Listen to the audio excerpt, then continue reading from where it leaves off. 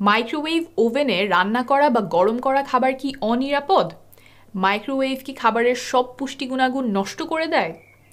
অনেকেরই একটা ধারণা আছে যে মাইক্রোওয়েভে রান্না করা বা গরম করা খাবার স্বাস্থ্যের জন্য ক্ষতিকর এবং এইভাবে রান্না করলে বা গরম করলে খাবারের পুষ্টি গুণাগুণ নষ্ট হয়ে যায়। এই ধারণা সম্পূর্ণ ভুল এবং মোটেও বিজ্ঞানসম্মত নয়।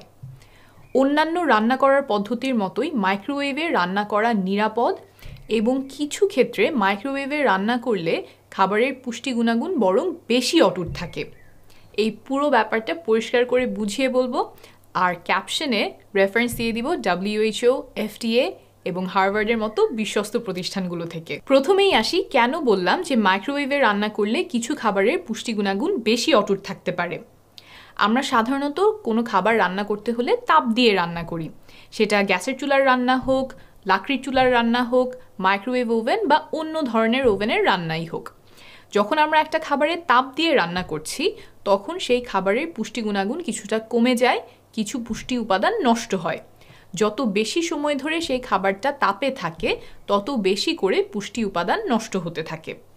তো এখন এই যে বিভিন্ন পদ্ধতির রান্নার কথা বললাম, এর মধ্যে খেয়াল করে দেখেন মাইক্রোওয়েভ ওভেনে কিন্তু রান্না তাড়াতাড়ি হয়, খাবারটা অল্প সময় তাপে থাকে।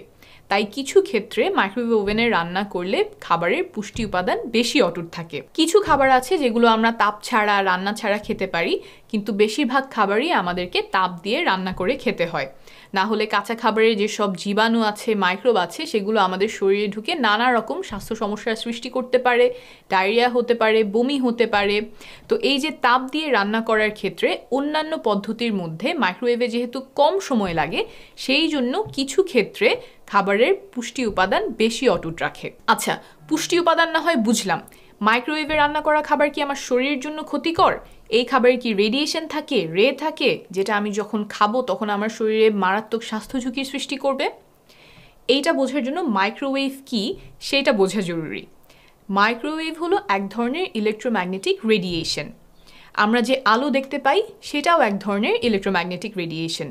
স্কুলে যারা ফিজিক্স পড়েছেন তাদের মনে থাকবে যে বিভিন্ন ধরনের ইলেকট্রোম্যাগনেটিক রেডিয়েশন আছে, এক একটার কাজ এক এক রকম।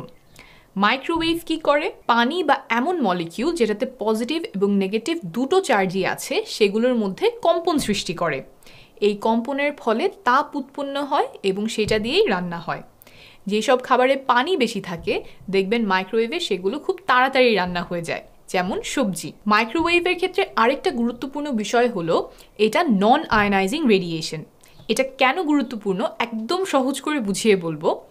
ইলেকট্রোম্যাগনেটিক রেডিয়েশনের মধ্যে কিছু আছে আয়নাইজিং রেডিয়েশন, যেমন এক্স রে।